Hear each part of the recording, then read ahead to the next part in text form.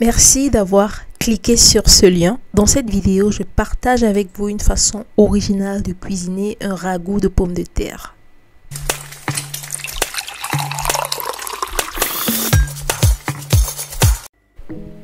Dans cette vidéo, je vous présente une recette très riche en protéines, très nutritive, comme vous pouvez déjà le voir à travers les ingrédients de cette vidéo.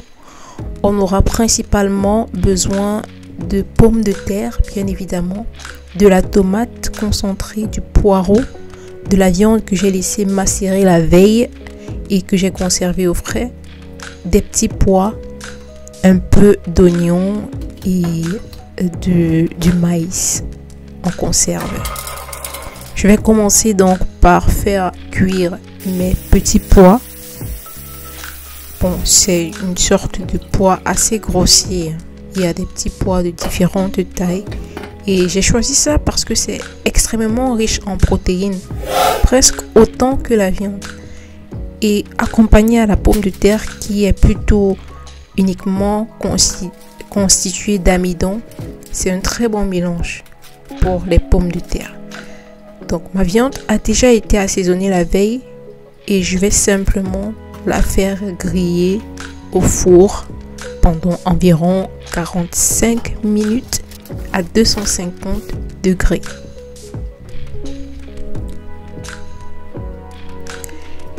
Pendant que la viande cuit, je vais prendre le soin de peler mes pommes de terre et de leur donner un bel aspect, les nettoyer afin de continuer avec les autres étapes.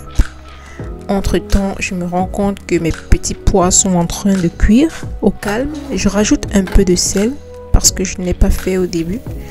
C'est important de rajouter du sel à mi-cuisson parce que ça permet vraiment au sel de bien s'imprégner. Une fois que je termine de peler mes pommes de terre, je vais simplement les diviser en 4 parce qu'elles sont plutôt grosses en taille. Mais c'est facultatif. Si vous avez des petites pommes, vous pouvez ne pas les diviser du tout ou alors diviser simplement en deux. C'est vous qui voyez. Franchement, c'est facultatif. Alors, à mi-cuisson, ma viande, je la contrôle. Je retire de l'eau si nécessaire parce que voilà le jus de l'intérieur. Je préfère ne pas conserver ce jus. Mais si vous utilisez une autre viande, vous pouvez, si vous le voulez, conserver le jus. Mais comme c'est de l'agneau, pour retirer l'arrière-goût, je vais simplement me débarrasser du jus de cuisson. Ensuite, je passe à l'étape qui consiste à nettoyer l'oignon, l'ail et le gingembre.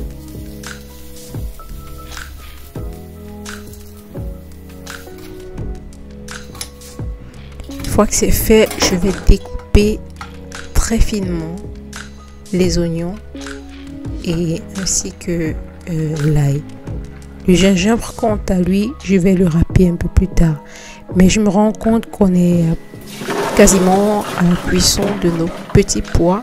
Donc je vais les essorer et les faire... je vais stopper la cuisson à l'eau froide, comme vous le voyez.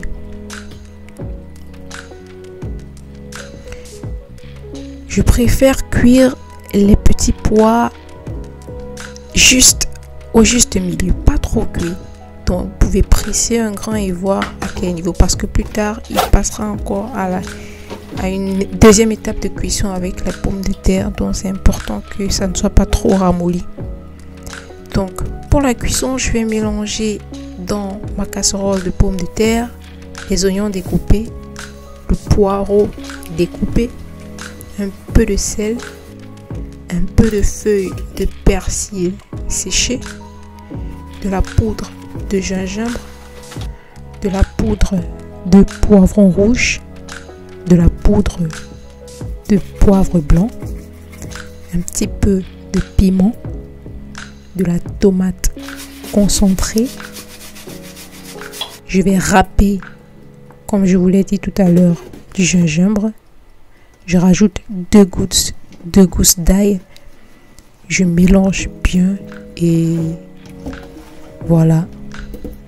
Vous pouvez utiliser une spatule si vous le voulez pour que la texture soit encore meilleure.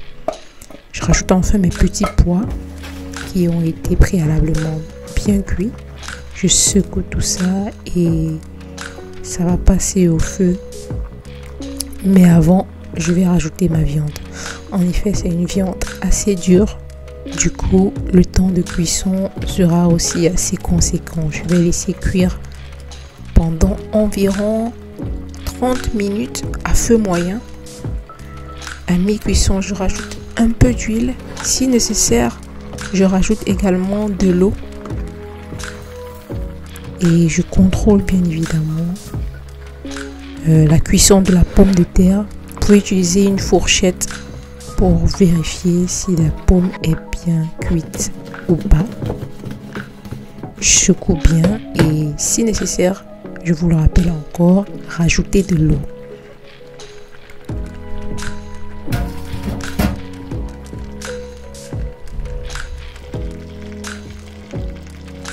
Voilà, à ce stade, on est quasiment à la fin de la recette. En tout, ça m'a pris 1 heure de cuisson à feu moyen et ensuite à feu légèrement doux. Et notre repas est fin prêt. Les odeurs sont tout simplement exquises. Un repas très riche que je vous conseille de réaliser chez vous à la maison. J'espère que vous le ferez parce que franchement ça en vaut la peine. C'est très bon pour amorcer une dure journée.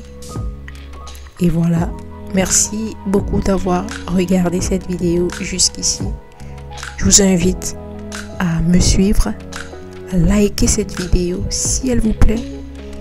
Laissez-moi aussi un commentaire. C'est encourageant les commentaires de temps en temps. Ça fait toujours plaisir.